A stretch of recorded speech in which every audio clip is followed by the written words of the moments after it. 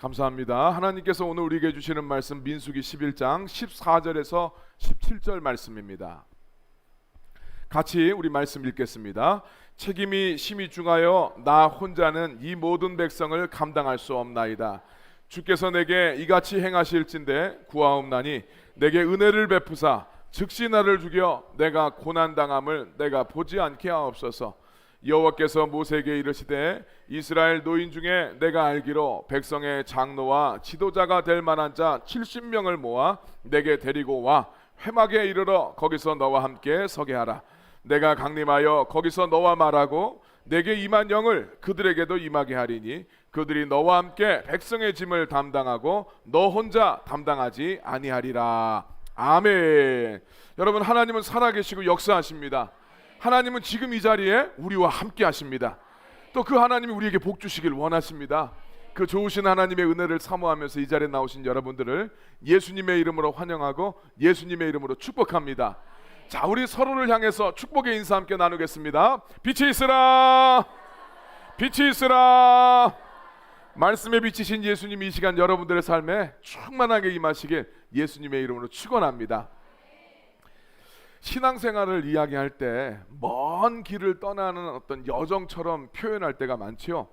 우리 기독교의 고전 중에 그 존 버년이라는 분이 쓴 철로역정이라는 책이 대표적인 이제 그런 개념을 가지고 있습니다.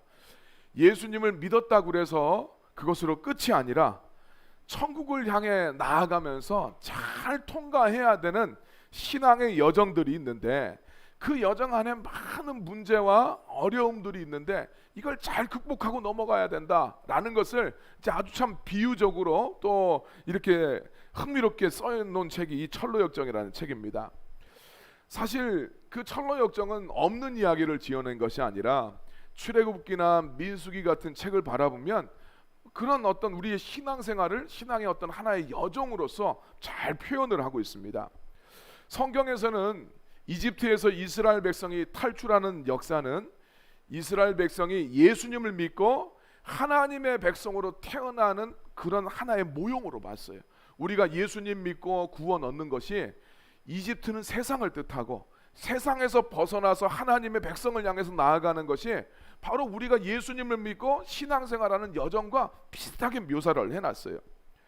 성경이 말해주는 것은 이집트를 벗어났다고 해서 끝이 아니라는 거죠. 예수님 내가 교회 다닌다고 해서 그것으로 끝이 아니라 약속의 땅에 들어가기까지 많은 어려움과 문제들을 극복해야 된다는 것을 성경이 이야기해주고 있어요. 이스라엘 백성들이 이집트를 벗어나서 약속의 땅에 들어가기까지 정말 이 당면했던 문제가 굉장히 많이 있었습니다. 외적으로 보면 출애굽할 때 이집트의 파라오의 권세가 너무 셉니다. 여기에서 벗어나야 되는 문제가 있었고 이어서 만나게 되는 광야는 이 광야라는 환경으로 인해서 많은 불편함과 위험함과 또 광야니까 결핍이에요. 뭐가 많이 부족해요. 이런 상황을 견뎌내야 됐습니다. 뿐만 아니라 이민족의 공격에서 살아남아야 된다는 그런 외적인 문제들이 있었어요. 그리고 이런 문제들과 함께 내적인 문제들도 있었는데 광야라는 환경이 힘들고 어렵다 보니까 백성들이 자꾸 불평하고 원망하는 거예요. 이거 다스리지 않으면 약속의 땅에 못 들어갑니다. 또 하나님이 주신 목표를 이루려면 말씀에 순종해서 싸워야 될 적들과 싸워야 돼요. 그런데 하나님을 신뢰하지 못해서 믿음의 선한 싸움을 안 싸우려고 합니다. 또 모세의 리더십을 인정하지 않으려는 이런 문제들, 이런 내적인 문제들이 이스라엘 내부에서도 있었어요. 그래서 이집트를 탈출한 뒤에 이스라엘 백성은 시내산 아래에서 1년간 광야를 행군할 준비를 철저히 하게 되지만 광야 행군을 시작하자마자 이스라엘 백성들이 곧 불평과 원망에 사로잡히는 것을 성경을 통해서 보게 됩니다. 그래서 민수기를 보면 1장에서 10장까지 열심히 준비합니다. 제사장도 세우고 성막도 만들고 뭐 여러 가지 규정도 지키면서 하는데 11장에 딱 넘어가면서 10장에서 행진을 시작을 하는데 11장 되자마자 이스라엘 백성들이 불평하는 이야기가 바로 나와요. 그런데 여러분 놀라운 것은요, 성경에서 보여주는 이스라엘 백성들이 행군 1년 동안 준비하고 행군을 시작을 했고, 첫 번째 시작된 불평에 대한 이유는 성경에서 언급도 되지 않습니다. 이게 놀라운 거예요. 이게 뭘 말해줍니까? 신앙생활을 하는 성도들이 항상 꼭 합당한 이유가 있어서 불평하고 원망하는 것이 아니라는 거예요. 원망과 불평은 그냥 내재되어 있습니다. 이유가 없어도 불평하고 원망하더라는 거예요. 그리고 나서 이스라엘 백성들은 이집트에서 먹었던 것들, 생선과 오이와 부추와 파와 마늘과 같은 거, 이런 거를 먹을 수 없다고 불평을 하고, 또 마실 물이 없어서 불평을 하고, 길이 멀다고 불평을 하고, 하나님의 약속의 땅을 주신다고 해도 적이 너무 센데 우리가 저들하고 어떻게 싸우냐고, 싸우지 않겠다고 그러면서 불평을 하면서 하나님 앞에 싸우지 않겠다고 반항을 해요. 그럴 때마다 하나님이 진노도 하시고 심판도 하시지만 또 이스라엘 백성들을 용서하시면서 이스라엘 백성들을 어떻게 해서든지 약속의 땅에 데리고 가려고 하십니다. 그런데 이런 과정이 계속 반복되면 약속의 땅에 들어가기 전에 이스라엘 백성들은 자기들의 그 죄악으로 인해서 하나님 앞에 심판받고 멸망당할 수밖에 없어요. 이들은 이 불평을 하면서 이집트로 돌아가자, 다른 지휘관을 세워서 우리 다시 이집트로 돌아가자, 이런 이야기를 몇 번이나 하는 줄 모릅니다. 그래서 하나님은 이스라엘 백성이 광야에서 멸망당하지 않고 약속의 땅에 들어갈 수 있도록 모세에게 아주 현실적인 대응 방안들을 알려주셨어요. 그것이 오늘 우리가 읽은 이 말씀의 내용들입니다. 오늘 이 말씀을 통해서 오늘날 우리들의 교회 앞에 놓여있는 이 수많은 어려움과 문제들도 있는데, 그곳에서 우리는 어떻게 하면 포기하지 않고 하나님이 약속하시는 것을 얻기까지 지속적으로 전진해 나갈 수 있는지, 그런 주님의 말씀을 우리가 함께 들어보길 원합니다. 자, 하나님께서 이스라엘 백성들의 이 고난과 문제들 앞에서 멈추지 않고 지속적으로 행진해 나갈 수 있도록 하신 하나님의 첫 번째 방법은 비전 공동체가 되라는 이야기였어요. 자, 그래서 오늘날 우리 교회도 비전 공동체가 돼야 됩니다. 하나님이 이스라엘 백성들을 이집트에서 끌어내신 것은 이집트에서 구원해 낸 것만이 목적이 아닙니다. 하나님은 이스라엘 백성들을 이집트에서 구원해 내서 약속의 땅에 데리고 가는 것까지가 하나님의 목적이었어요. 자, 출애굽기 3장 8절 말씀 보면 이 하나님의 목적이 나와 있습니다. 같이 읽겠습니다. 내가 내려가서 그들을 애굽인의 손에서 건져내고 그들을 그 땅에서 인도하여 아름답고 광대한 땅, 젖과 꿀이 흐르는 땅, 곧 가나안 족속, 헷 족속, 아모리 족속, 브리스 족속, 히위 족속, 여부스 족속의 지방에 데려가려 하노라. 아멘. 하나님이 이스라엘 백성을 이집트에서 건져내는 것만이 목표가 아니고 가나안 땅에 데리고 가는 것이 목표였어요. 이스라엘 백성은 출애굽한 것 이것으로 끝이 아니라 하나님이 약속하신 기업을 받아내야 됩니다. 이것이 이스라엘 백성들의 비전이 돼야 돼요. 비전은 한 사람이나 한 공동체가 추구하는 것이 무엇이냐라는 것을 의미하는 게 비전이에요. 이 목표, 이 추구하는 가치, 이게 분명하지 않으면 항상 문제 앞에서 흔들리고 요동할 수밖에 없고, 또 어려움이 생기면 불평하고 원망하게 되어 있습니다. 그러나 비전이 분명하면 광야에서 어떤 문제와 어려움을 만나더라도 이걸 감수하게 돼요. 광야가 목표가 아니에요. 광야는 통과해야 되는 거예요. 목표를 위해서 지나가야 되는 거예요. 지금 당연히 그래서 광야에서는 그럴 수밖에 없는 거예요. 목표가 분명하면 광야의 이 문제 때문에 거기서 주저앉지 않습니다. 비전이 분명하면 적이 아무리 강하게 보여도 도망갈 데가 없어요. 내 존재의 목적이 적을 싸워서 이겨야 되는 것인데 적이 세다고 해서 거기서 도망가겠습니까? 그럴 수가 없어요. 이스라엘 백성들의 불평의 이유와 내용을 보면 이 사람들이 자기들의 비전을 분명하게 붙잡지 못했다라는 것을 성경이 보여줘요. 그러니까 자꾸 이집트를 그리워합니다. 그게 목표가 아니에요. 왜? 하나님 주신 약속의 땅에 들어가는 게 비전이에요. 근데 그거 없으니까 조금 힘들면 야, 다시 이집트로 돌아가자, 다시 옛날로 돌아가자, 이렇게 됩니다. 비전이 분명하지 않으니까 하나님이 주시려는 것을 얻으려고 적극적으로 싸우질 않아요. 자, 이스라엘 백성들의 출애굽의 목적은 하나님 약속하신 땅에 들어가는 것이었어요. 근데 여러분, 여기에 영적인 의미가 있습니다. 이스라엘 백성들, 그 당시에 있었던 이스라엘 백성들은 다 알지 못했지만 하나님께서 그들을 가나안 땅에 데려가시려고자 하시는 목적은 이스라엘 민족에게 메시아 예수 그리스도를 보내시기 위해서였어요. 성경의 모든 목적은 예수님입니다. 아브라함을 불렀을 때도 아브라함이 어디로 갈지도 모르는데 하나님이 지시할 땅으로 가라고 해서 순종해서 갔어요. 그래서 아브라함이 그 땅에서 땅 얻고 자식들 많이 낳고 살았다, 행복하게 살았다. 이게 성경의 목적이 아니에요. 성경에서는 분명히 이야기합니다. 천하 만민이 너와 너의 후손을 통해서 복을 받아야 된다. 이 복의 실체는 예수님이에요. 하나님이 아브라함을 불렀을 때도 내가 너와 너의 후손을 통해서 예수 그리스도 메시아를 보낼 거다. 그래서 온 이 땅의 사람들이 그 메시아를 통해서 구원 얻는 복을 얻어야 된다. 이게 하나님이 아브라함을 부르신 목적이었어요. 마찬가지로 아브라함의 후손들도 이 아브라함에게 주신 이 목적, 이것이 그들 안에 그대로 작용하고 있어요. 그래서 당연히 그들의 조상들과 언약을 통해서 가나안 땅을 이스라엘 백성에게 주시는 하나님의 목적은 예수 그리스도예요. 이 말씀을 오늘 우리들한테 그대로 적용하면 신앙생활을 하는 개인뿐만 아니라 그 개인들이 모인 교회의 비전이 뭐냐?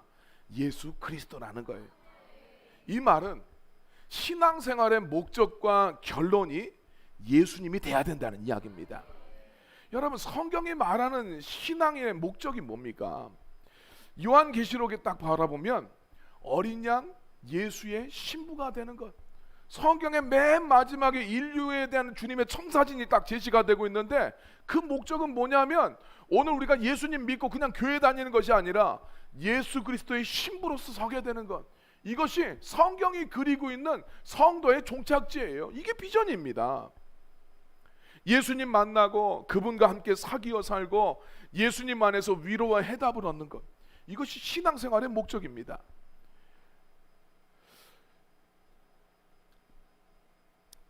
오늘 우리 특별히 우리 요한계시록 말씀을 보게 되면 요한계시록 말씀들은 교회가 어떤 비전을 가져야 되는가 이것에 대해서 설명해 주고 있습니다. 그래서 이 계시록 말씀을 보게 되면 교회는 어떤 공동체가 돼야 되는가 그것을 이제 이야기해 주지요. 자, 우리 말씀 한번 보도록 하겠습니다. 요한계시록 12장 말씀 있나요? 예, 같이 한번 말씀 읽겠습니다. 시작.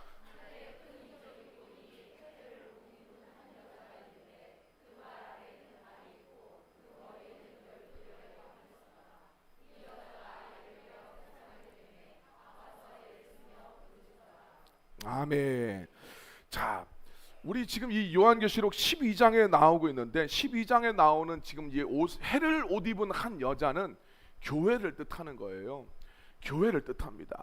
이 여자가 사탄이 그냥 이 용으로 이제 상징이 되고 있는데 사탄이 그냥 이 해를 그 여인을 갖다 계속 공격해요. 근데 이 여인의 모습은 임신을 하고 있습니다. 2절 말씀 보니까 이 여자가 아기를 배워서 지금 막 해산을 앞두고 있는데 아파서 애를 쓰면서 막 부르짖고 있어요.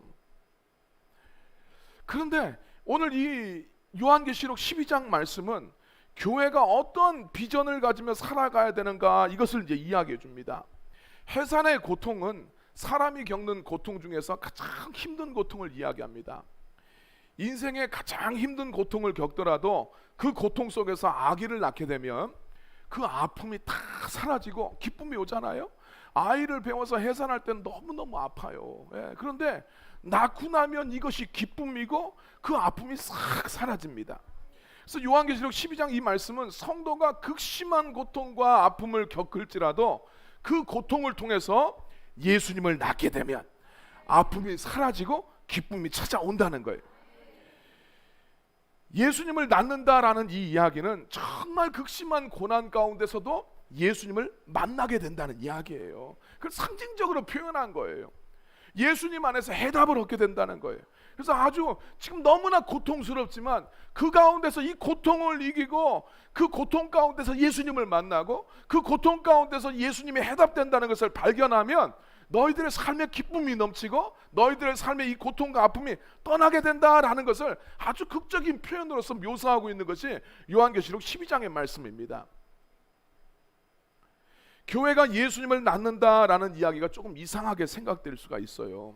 그러나 오늘 이 이야기는 예수님을 만난다, 예수님으로 예수님이 그의 삶의 해답이 된다라는 이야기를 우리들한테 해주고 있습니다. 자, 오늘 우리가 살아가면서 많은 어려움과 아픔이 있어도 정말 예수님 만나고 예수님 안에서 해답을 발견하면 못 견디게 힘들고 너무나 고통스러웠던 이 문제와 아픔도 견딜 만한 문제로 바뀌어져요. 오히려 그리고 그 고난 속에서 하나님의 뜻과 소망을 발견하게 되니까 고통보다 기쁨이 넘치고 그 안에서 위로를 얻고 그 고통스러운 삶을 살아갈 수 있는 힘을 얻게 되는 것이 오늘 우리 신앙 안에서 있는 일들이에요. 그런데 요한계시록 12장 말씀 보면 마귀는 여인, 다시 말해서 이 교회가 해산하지 못하도록 자꾸 방해합니다. 무슨 말이냐면 예수님을 만나지 못하도록 자꾸 방해하는 거예요. 성도의 인생의 결론은 예수님으로 나야 되는데 예수님으로 결론 나지 못하도록, 영적인 생각을 못하도록 그렇게 방해를 하는 거예요. 자꾸 상황과 환경 바라보면서 자기 감정에만 충실하고 자기 생각에 매여서 세상적인 생각만 하게 만듭니다. 그래서 결국은 예수님을 찾지 않게 만들고 예수님 안에서의 확실한 응답을 듣고 위로와 해답을 얻지 못하도록 방해하는 거예요. 이게 지금 마귀가 방해하고 있는데 너희 성도들은 그런 상황 속에서 이 지금 해산의 고통이 있다 할지라도 이 고통 가운데서 예수님을 만나야 된다, 이걸 이야기해 주고 있는 거예요. 그 예수님을 만나지 못하는 것, 그것이 약속의 땅에 들어가지 않는 거예요. 이스라엘 백성을 약속의 땅으로 데려가라고 했던 하나님은 오늘 우리들의 신앙의 여정 속에서 우리가 예수님 만나기를 간절히 원하십니다. 예수님 믿는 사람들이 하나님께 받았던 궁극적인 약속은 교회 다니는 것이 아니라 그의 삶이 예수로 결론 나는 인생이 돼야 돼요. 죽어서만 천국 가는 것이 아니라 이 땅에서도 성도의 삶은 예수로 결론 나는 삶을 살아야 돼요. 이것이 오늘 성도들이 이 땅에서 주님께 약속받은 내용이 바로 그거예요. 네 인생이 힘들고 어려워도 내가 네 기업이다, 네 삶 속에 고난이 있어도 내가 너의 능력이다, 이 해답을 받으며 살아가는 것이 약속의 땅을 차지해 가는 거예요. 내가 구원을 얻기 위해서도 내 힘으로 안 되니까 예수님의 은혜가 필요하다는 것을 깨달아야 되고, 인생의 고난과 아픔과 어려움 속에서도 예수님 안에서 해답을 찾고 위로를 얻고 그 과정 속에서 삶의 문제와 아픔과 고난을 돌파할 수 있는 힘과 능력을 얻고 결국 예수님으로 승리하는 삶, 이것이 주님이 우리들한테 주시고 싶어 하시는 삶이에요. 이게 하나님이 우리들한테 약속하신 예수 안에 있는 약속의 땅이라고 말씀하고 계십니다. 오늘 모든 믿는 사람들은 이 비전이 분명해야 돼. 내 지금 이 문제가 있는데 이거 돌아가란 이야기가 아니라 너 이 문제의 끝에서 예수님 만나란 이야기예요. 이 비전이 분명하면 어떤 어려움이나 문제가 온다고 해서 그 자리에서 멈추거나 세상으로 돌아갈 수가 없습니다. 교회는 바로 이 예수 비전의 공동체예요. 이 비전, 이 약속은 무슨 일이 있어도 여러분이 놓치지 않고 차지하는 여러분들이 되기를 예수님의 이름으로 축원합니다. 이 비전이 없으면 자꾸 돌아가려고 하는 거예요. 교회는 어떻게 하든지 이 비전을 이루기 위해서 성도의 삶 속에서 예수님 만나고 예수님 안에서 해답 없는 것, 이걸 위해서 우리가 나아가야 됩니다. 자, 두 번째로 이 비전을 이루기 위해서 하나님은 모세의 동역자들을 세워주셨어요. 모세는 이 거룩한 비전을 위해서 정말 이 하나님 안에서 얻게 되는 이 약속을 위해서 백성들이 어떻게 하든지 약속의 땅에 들어가게 하려고, 오늘 우리로 말하면 어떻게 하든지 삶에 지금 문제와 아픔이 있는데 이곳에서 예수님 만나도록 성도들을 자꾸 이끌고 가려고 안간힘을 쓰는데 이스라엘 백성들이 자꾸 원망하고 불평하게 되니까 모세도 너무나도 지치게 됩니다. 우리 아까 말씀드렸던 것처럼 이유가 없어도 불평하고 원망하는 백성들을 인도하려면 이거 얼마나 힘들겠습니까? 자, 모세가 그래서 한탄을 하죠. 민수기 11장 11절 12절 말씀입니다. 같이 읽겠습니다. 모세가 여호와께 여짜오되 어찌하여 주께서 종을 괴롭게 하시나이까? 어찌하여 내게 주기의 목전에서 은혜를 입게 하지 아니하시고 이 모든 백성을 내게 맡기사 내가 그 짐을 지게 하시나이까? 이 모든 백성을 내가 배웠나이까? 내가 그들을 낳았나이까? 어찌 주께서 내게 양육하는 아버지가 젖 먹는 아이를 품듯 그들을 품에 품고 주께서 그들의 열조에게 맹세하신 땅으로 가라 하시나이까. 아멘. 모세는 하나님이 우리 조상들에게 약속하신 약속의 땅으로 이 백성들을 데리고 가라고 하시는데, 이렇게 불평하고 원망해서 나를 너무나도 괴롭게 하는 이 백성들, 내가 낳기라도 했습니까? 어떻게 이 백성 나 혼자 이 사람들 데리고 주님 주신 비전을 이루라고 하십니까? 도저히 못하겠다고 하나님 앞에 자기의 이 고통을 다 토로하게 됩니다. 모세도 인간이기 때문에 자기 혼자 이 사역 감당하는 것이 너무 힘든 거죠. 그래서 하나님께서 이 모세의 탄원을 들으시고 모세를 돕기 위해서 이스라엘 백성들 중에서 백성의 지도자가 될 만한 사람들을 70명 모아서 그들을 이스라엘의 장로로 세우고 그들과 함께 사역을 해라, 이렇게 말씀을 하십니다. 자, 16절 말씀이 그 내용이죠. 읽겠습니다. 시작.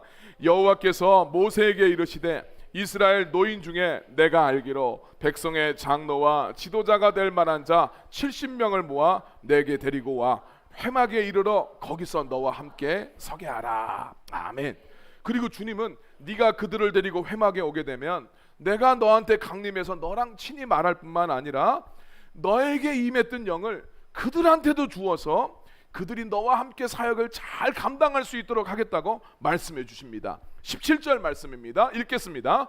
내가 강림하여 거기서 너와 말하고 내게 임한 영을 그들에게도 임하게 하리니 그들이 너와 함께 백성의 짐을 담당하고 너 혼자 담당하지 아니하리라. 아멘. 우리가 주목해서 봐야 될 것은 이스라엘의 그 장로들, 교회의 어떤 중직자들에게 하나님은 별도의 영을 부어주시는 것이 아니라 모세, 너한테 임했던 그 영, 그 영을 그들에게 부어주겠다라고 주님이 말씀하셨어요. 이것을 통해서 그들이 너와 함께 짐을 지는 사람들이 될 것이다 라고 주님이 이야기하셨습니다. 여기서 모세에게 임한 영은 기본적으로 성령님을 뜻합니다. 하지만 그 영이라는 말에는 가치관과 비전, 생각들도 포함하는 개념으로 이해해야 됩니다. 이 이야기는 여기서만 이렇게 나오는 것이 아니라 우리가 출애굽기를 보면 하나님께서 성막과 성막의 기물들을 지을 수 있는 식양, 설계도를 알려주셨어요. 그리고 그 성막과 기물들을 실제로 이제 제작하게 될 때 모세가 하는 것이 아니라 부살렐이라는 사람이 그 일을 감당하게 되는데, 그때 말씀도 보면 하나님의 영이 부살렐에게 임해서 그에게 구체적인 지혜와 총명과 지식과 재주를 주시는 것으로 성경이 이야기를 합니다. 출애굽기 31장 2절 3절 말씀입니다. 같이 읽겠습니다. 내가 유다 지파 훌의 손자예요 우리의 아들인 부살렐을 지명하여 부르고 하나님의 영을 그에게 충만하게 하여 지혜와 총명과 지식과 여러 가지 재주로. 그렇습니다.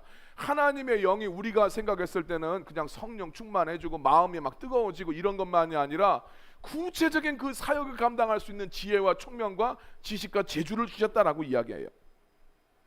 그러니까 장로들에게 모세에게 임했던 하나님의 영을 부어주신다는 것도 이와 같은 맥락이에요. 교회는 예수 그리스도라는 비전을 향해서 달려가야 되는데 그 비전을 향해서 교회가 멈추지 않고 전진하게 하기 위해서 주님은 먼저 목회자에게 주님의 비전과 가치들을 부어주시고 또 그를 통해서, 그 목회자를 통해서 그 비전과 가치들을 동역자들에게 나눠주게 하심으로써 목회자와 함께 할 동역자들을 주님이 세워주신다라는 이야기입니다. 모든 교회의 비전은 당연히 예수 그리스도입니다. 그러나 그 예수 그리스도를 추구하는 구체적인 비전과 가치는 교회마다, 목회자마다 다를 수밖에 없습니다. 왜냐하면 한 지역 교회가 처한 상황과 배경이 다 달라요. 그리고 하나님의 섭리 속에서 준비시킨 목사의 특성과 배경이 또 다 다릅니다. 그렇기 때문에 한 지역 교회에 소속된 직분자들은 그 교회, 그 목회자에게 주님이 주신 영을 함께 이어받는 자가 반드시 될 필요가 있어요. 이것이 주님이 세우신 교회의 질서이고 교회가 움직여지는 원리는 바로 이 원리 가운데서 움직여집니다. 그래서 교회의 사역자들은 자기의 독자적인 사역을 위해서 세움받은 게 아니에요. 그 공동체의 목회자에게 주신, 또 그 교회에게 주신 비전, 그 가치에 따라서 그것을 함께 이루고 함께 협력하고 도와서 세워가라고 주님이 세우신 자라는 것을 여러분 기억하시길 바랍니다. 이게 지속 가능한 교회가 되기 위한 주님의 방법이에요. 담임 목사 혼자서 사역을 다 감당하는 것이 아니라 그를 통한 교회의 비전과 가치를 함께 공유하고 이어받은 사람들이 그 가치와 비전을 이루기 위해서 동역자로 세워지는 거예요. 그러니까 우리가 이제 세워야 될 항존직들은 교회의 비전, 교회의 가치를 이루기 위한 동역자라는 자기 인식이 필요해요. 교회 항존직들은 자기 사역을 위해서 세워지는 것이 절대로 아닙니다. 하나님께서 그 교회를 통해서 이루고자 하시는 비전과 그 목사님이 추구하는 영적인 가치들에 동참하기로 결단하는 것이 항존직이 받는 거예요. 이게 성경적인 원리입니다. 이런 원리와 배경을 이해하지 못하게 되면 굉장히 갈등하게 되고, 교회는 교회대로 힘들어지고, 직분은 직분자는 직분자대로 그 직분이 주님을 기쁘시게 하는 것이 아니라 이 직분 때문에 신앙생활에 1%도 도움이 안 되는 거예요. 자, 그래서 이 비전은 모세에게 부어졌던 그 영을 함께 이어받습니다. 교회는 그 교회, 그 지역 교회에 하나님께서 주시는 비전, 목회자를 통해서 주시는 비전과 가치가 있어요. 교회의 직분자들은 자기 일이 아니라 그 비전과 가치를 함께 공유해야 됩니다. 거기에 헌신하는 거예요. 세 번째로, 동역자들은 이제 함께 짐을 져야 할 줄 알아야 됩니다. 주님이 모세와 함께 비전을 이루라고 70명의 장로들을 세우셨는데, 이들은 모세의 동역자들로서 모세와 함께 백성의 짐을 감당하라고 주님이 세우신 사람들이었어요. 17절 말씀 다시 한번 우리 봅시다. 읽겠습니다. 시작. 내가 강림하여 거기서 너와 말하고 내게 임한 영을 그들에게도 임하게 하리니 그들이 너와 함께 백성의 짐을 담당하고 너 혼자 담당하지 아니하리라. 아멘. 분명히 우리 주님은 모세와 함께 그들이 백성의 짐을 담당할 것이다 라고 말씀하셨어요. 백성의 짐이 뭡니까? 원망하고 불평하는 이 백성들 붙잡아 주는 거예요. 바라보면 이유가 없어요. 뭐 불평하고 뭐 이런 이유 저런 이유 하지만 사실은 이유가 없을 때가 많습니다. 인간은 신앙생활하면서 그런 존재들이에요. 언제든지 불평하고 원망할 준비가 되어 있습니다. 그래서 장로들은 그들을 신방해서 설득하고, 오늘 그들의 삶 가운데 그들의 삶도 예수님으로 결론이 나도록 말씀의 권면도 해주고 기도도 해주고 그렇게 이끌어줘야 돼요. 성도들이 그냥 자기 고민, 자기 삶의 문제 때문에 다 거기 쓸려 나가려고 하면서 약속의 땅으로 가려고 하지 않아요. 그랬을 때, 야, 너를 부르신 주님의 목적이 도대체 뭐겠냐? 너는 지금 이런 환경의 문제, 너의 삶의 당면 과제가 그거라고 하지만 널 부르신 주님의 목적은 그거 아니야. 너 예수님 만나야 돼. 지금 어떤 성도들은 문제 때문에 막 아파하고 힘들어하면서 그것 때문에 멈춰 서려고 해요. 근데 야, 너 이 길의 끝에 예수님 기다리고 있어. 이것을 일깨워주고 그것에 함께 하라고 주님께서 이 장로니들을 세워주신 거죠. 교회에 세워지는 항존직들은 목사와 함께, 교회와 함께 짐을 지는 사람들이에요. 우리 교회에 이미 셀 리더들이 이런 역할들을 잘 감당하고 있습니다. 우리 셀 리더들 보면 전 너무너무 감사합니다. 이 사람들이 할 일이 없어서 그런 것도 아니고 자기들의 삶도 바쁜데 정말 주님 일에 헌신하는 것을 바라보면 너무너무 기뻐요. 이번에 우리 전도 세미나 갔었는데, 전도 세미나 이제 뭐 결론적으로 우리가 그 일은 이제 유보하기는 했지만 어떤 일들을 우리 추진하면서 보니까 개인당 130만 원씩 든다고 할 사람들 하라고 하는데 리더들 다 손드는 거예요. 돈이 문제가 아니라 그 마음이 기쁘지 않아요? 주님 일에 내가 적극적으로 동참하겠다고 라는 이야기하는 그 사람들은 막 돈 가지고 벌벌 떤단 말이에요. 우리 셀 리더들이 이런 역할을 감당하고 있지만 셀 리더들만 있고 권사님이나 장로님이 없으면 다른 교회에서 오신 분들이 이상하게 생각하더라고요. 사람들은 자기가 아는 거하고 다르면 다 이상하다고 생각을 해요. 그래서 항존직을 좀 세워야 되겠다 이런 생각도 했어요. 그리고 또 하나의 이유가 있는데 이게 이제 더 실제적인 이유입니다. 셀 리더들이 그런 역할을 잘 감당하고 있지만 셀 리더는 은사가 사실은 있어야 돼요. 목양 사역이라는 것은 열정만으로 되는 것이 아니라 거기에 걸맞는 은사가 있어야 돼요. 그런데 모든 성도가 다 은사가 있는 게 아니에요. 열정은 있지만 교회에 헌신하고 싶고 주님을 너무너무 사랑하지만 그 은사가 다 똑같이 있는 게 아니에요. 그런 분들한테도 헌신의 기회를 줘야 돼요. 그래서 우리가 이제 항존직을 세우려고 하는 실제적인 이유는 거기 있습니다. 셀리더가 아니라더라도 교회 안에서 주님 앞에 헌신할 수 있는 기회, 주님 앞에 헌신할 수 있는 장을 만들자는 거예요. 항존직은 명예도 아니고 승진하는 것도 아니고 누구한테 인정받으려고 해야 되는 것도 아닙니다. 비전을 향해서 지속적으로 전진하는 교회가 되게 하기 위해서 그 교회 목사와 함께, 그 교회와 함께 짐을 지기로 작정하는 거예요. 교회의 모든 직분자들과 특별히 우리 항존직을 가진 그런 분들은 본질적으로 하나님이 주신 비전에 대해서 동참해야 될 뿐만 아니라 그 비전 가운데 구체적으로 자기의 헌신을 결단할 수 있어야 돼요. 항존직을 사모하고 그 직분을 받는 것, 우리 성경에서 이야기합니다. 직분을 사모하는 것은 선한 일이라고 그랬어요. 그 직분을 받는 것은 그 비전과 가치에 내가 동참하고 헌신하려고 결단하는 거예요. 그래서 교회의 사역, 그 교회가 당면한 과제, 교회가 당면한 문제를 나의 사역이나 나의 과제와 나의 문제로 생각을 해야 됩니다. 그래서 그것을 위해서 기도하고 그 문제가 되지 않으면 그것 때문에 함께 안타까워하고 그리고 거기에 내가 기꺼이 동참하겠다는 이런 결단들이 그들의 삶 속에 있어야 됩니다. 우리 교회는 운영위원회를 통해서 우리가 함께 판단하고 중요한 것을 결정을 하고 그것을 교인들한테 우리가 이렇게 나아가자고 우리가 내놓습니다. 교회의 비전과 가치에 동참하고 헌신한다면 우리가 어떤 것을 운영위원회를 통해서 우리가 어떤 것을 하자 이렇게 이야기하게 되면 거기에 대한 방관자가 돼서는 절대로 안 됩니다. 내 역량이 모자르고 내 형편이 안 되더라도 내가 할 수 있는 것 안에서 동참하고 참여하려고 하는 자세가 너무너무 필요해요. 이것이 교회가 지속 가능한 교회가 되는 방법이에요. 우리 교회를 증축했었을 때 우리가 무슨 돈이 있어서 증축을 했습니까? 우리가 함께 지금 필요하다, 증축을 해야 되겠다, 공간이 필요하다 결단했었어요. 근데 그때 가장 먼저 헌금해 준 한 성도님이 있습니다. 지금까지도 그분이 누군지를 몰라요. 근데 그분이 헌금해 준 건 아마 자기 돈은 없었나 봐요. 자기 아기들 돌반지 몇 개를 이 편지 봉투에 집어넣어서 헌금함에 넣어주신 분이 있어요. 그분이 우리 증축할 때 제일 첫 번째 헌금해 주신 분이었어요.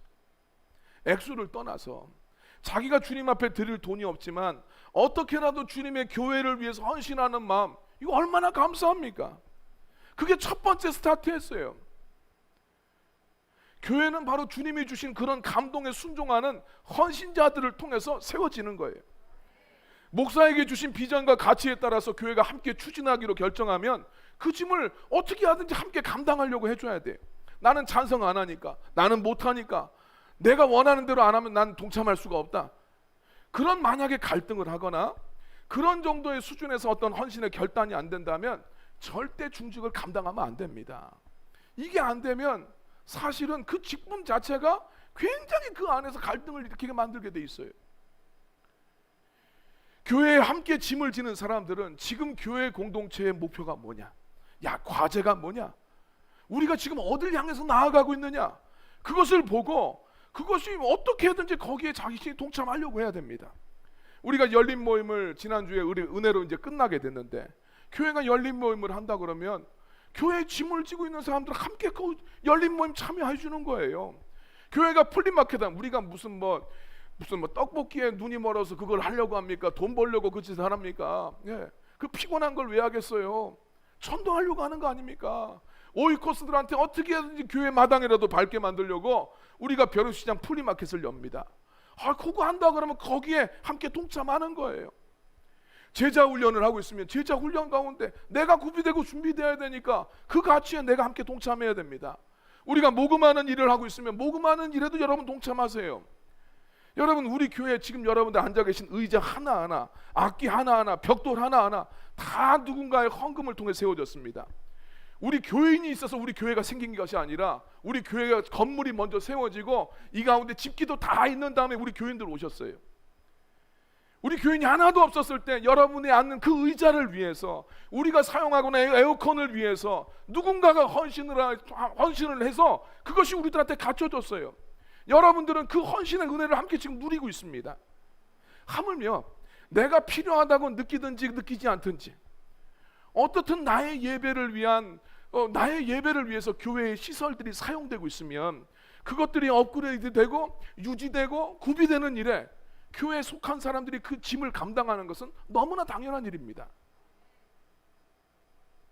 뿐만 아니라 우리 교회에 속한 직분자들은 전체 예배와 교회를 위해서 교회 방향에 동참해 주셔야 돼요. 키즈 사역, 나의 아이들이 없으니까 난 키즈 사역 여기 안 하겠다, 그러시면 안 돼. 나는 솜씨가 없으니까 주방 사역은 내가 참여 안 하겠다, 절대 그러시면 안 됩니다. 여러분 한번 생각해 보세요. 아무도 그걸 안 하면 아이들이 여기 지금 다 같이 와서 예배를 드린다고 생각해서 울고 불고, 엄마는 또 애 데리고 나가고, 우리가 기쁘고 감사하게 볼 수도 있겠지만 전체 예배에는 손해를 봅니다. 근데 그렇게 되면 아기 엄마들은 또 어떻게 됩니까? 부담돼서 교회를 못 나와요. 우리가 봤었을 때 키즈 사역 안 중요한 것 같고, 주방 사역 별거 아닌 것 같고, 나와 상관없는 것 같아도 지속 가능한 교회를 위해서는 누군가는 감당해 줘야 돼. 교회는 그런 일들을 감당해 주는 사람들, 짐을 함께 지는 사람들을 통해서 주님의 비전을 향해서 지속적으로 전진할 수 있어요. 그리고 우리가 이 짐을 지려면 사실은 이것이 인간적인 힘으로 감당이 안 됩니다. 오늘 우리는 그래요. 성경이 이야기하잖아요. 이유가 없어도 불평하고 원망하는 게 인간이에요. 힘들고 어려우면 불평하고 원망하고 그 길을 멈춰버리려고 합니다. 그래서 오늘 성도들이 그 짐을 잘 감당하려면 성령 충만할 필요가 있어요. 그래서 네 번째로, 성령 충만하는 상태에서 이 직분을 감당하셔야 됩니다. 주님의 일은 내 힘을 의지하게 되면 반드시 실패합니다. 우리 지금 로마서 묵상하고 있는데, 로마서 7장에 나오는 실패는 내 힘만 의지하면서 주님의 일을 감당하고 내 힘을 의지해서 주님 뜻대로 살겠다고 했었을 때 인간은 결국은 그 의도와 상관없이 죄만 짓고 실패할 수밖에 없다라는 것을 보여줍니다. 아무리 하나님이 우리를 사랑하시고 우리를 죄짓게 만드는 죄의 권세보다 우리를 구원하시는 예수님의 권세가 강해도 내 힘만으로 주님의 뜻을 이루려고 하면 절대로 안 됩니다. 실패할 수밖에 없어요. 바울은 그런 이야기를 하죠. 우리 인간 안에, 로마서 7장에서 이야기하는 것은 우리 인간 안에는 하나님의 뜻을 이루길 원하는 그런 선한 마음도 있어요. 주님께서 우리들한테 약속하신 것을 내가 취하고 싶어하는 그런 마음이 있습니다. 근데 그 안에 죄의 법이 시퍼렇게 살아있어서 하나님의 성령으로 충만하지 않으면 주의 일을 하면서도, 내 의지로 하게 되면 그거 주의 일을 하면서도 죄를 짓고 문제만 일으키고 누구에게 상처 주고 내 안에서 이 갈등과 이 다툼, 내 안에 불편한 것으로 인해서 그 자리에 멈추게 됩니다. 그렇기 때문에 주님의 비전을 이루어가기 위해서 정말 동역자가 되어서 짐을 함께 감당하는 것은 인간적인 생각이나 인간적인 결심으로 감당할 수 있는 것이 아닙니다. 인간적인 생각과 결심으로 하면 할수록 힘들고 하면 할수록 부담스럽고 즐겁지도 않고 죄만 짓게 돼요.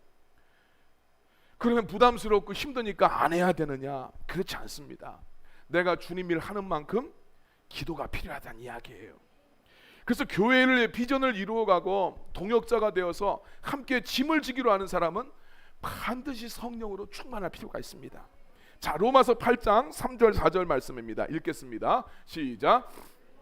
육신으로 말미암아 연약하여 할 수 없는 그것을 하나님은 하시나니 곧 죄로 말미암아 자기 아들을 죄 있는 육신의 모양으로 보내어 육신의 죄를 정하사 육신을 따르지 않고 그 영을 따라 행하는 우리에게 율법의 요구가 이루어지게 하려 하심이니라. 아멘. 8장 3절 말씀 보면 육신으로 말미암아 연약하여 할 수 없는, 우리가 육신을 가졌기 때문에 우리는 우리의 마음속에 선한 마음이 있어도 죄의 법이 자꾸 사로잡습니다. 그래서 그 길을 멈추게 되어 있어요. 다 못 갑니다. 그게 우리들의 모습인데 4절 말씀 보니까 영을 따라 행하는 사람, 성령을 따라서 행하는 오늘 우리들한테는 주님이 원하시는 그 요구를 이룰 수 있도록 주님께서 역사하신다라고 이야기합니다. 주님의 성령이 임해야 비전에 사로잡히게 되고, 성령 충만해야 동역자로서 기능할 수 있습니다. 성령 충만해야 오늘 우리들의 어깨에 맡겨진 이 짐도 함께 감당할 수가 있어요. 우리가 지속 가능한 교회를 이루려면 반드시 주님을 의지해야 되고, 우리에게 충분한 기도 생활들이 필요합니다. 주님의 비전에 감동된 분들은 감동된 만큼 기도해야 돼요. 사역을 감당하시는 분들은 그 사역만큼 성령 충만하셔야 됩니다. 교회의 짐을 함께 지고 있는 분들은 그 짐을 지면 질수록 더욱 성령 안에서 충만해져야 됩니다. 그렇지 않으면 자기 의가 나와서 기껏 주님 일하면서 주님이 기뻐하시지 않는 그런 일들 하게 돼 있습니다. 그래서 모세는 70명의 장로들뿐만 아니라 모든 이스라엘 백성들에게 하나님의 영이 임하기를 소망합니다. 자, 민수기 11장 29절 말씀이에요. 같이 읽겠습니다. 모세가 그에게 이르되 내가 나를 두고 시기하느냐, 여호와께서 그의 영을 그의 모든 백성에게 주사 다 선지자가 되게 하시기를 원하노라. 아멘. 모세의 바람은 하나님의 영이 이 땅에 있는 모든 백성들한테 다 부어져서 그들이 하나님의 마음을 알았으면 좋겠다. 선지자는 하나님의 마음 아는 사람 아니에요. 이 백성들에게 다 하나님, 70명의 지금 이 사람들뿐만 아니라 나는 모든 백성들, 여기 지금 300만의 모든 백성들에게 하나님의 영이 임해서 하나님의 심정을 알고 그 하나님의 비전 가운데 동참했으면 좋겠다라고 여호수아한테 이야기를 합니다. 이 모세의 바람은 예수님을 통해서 오늘날 우리들한테 이루어졌어요. 요엘이 또 그 예언하잖아요. 마지막 날에 내가 나의 영으로 모든 백성들에게 부어주겠다. 노인들에게도 부어주고 어린 아이들에게도 부어주고 내가 이 영을 다 부어줘서 하나님의 그 영으로 충만하겠다고 하셨는데, 예수님을 통해서 오늘 우리의 죄가 사해져서 하나님의 거룩한 성령이 우리 안에 거하시게 되었어요. 우리는 하나님의 성령이 거하시는 거룩한 성령의 전이 됐습니다. 그러나 오늘 우리가 주님의 비전 가운데 동역자가 되려면 내 안에 계신 성령님에게 우리가 압도당해야 됩니다. 그냥 내 안에 그냥 계시기만 해서 되는 것이 아니라 그분이 나를 완전히 지배하셔야 돼요. 이것이 성령 충만입니다. 저는 오늘 이 자리에 계신 여러분 모두가 하나님의 영에 충만해지길 원합니다. 여러분들 모두에게 하나님의 영을 물 붓듯이 부어주시길 원합니다. 우리가 한결같지 않을 수는 있어도 다시 성령 안에서 충만해지길 원합니다. 그래서 하나님께서 주신 이 거룩한 비전을 향해서 우리의 교회가 지속적으로 전진해 나갈 수 있도록 그 주님의 교회 가운데 헌신하는 여러분이 되기를 예수님의 이름으로 축원합니다.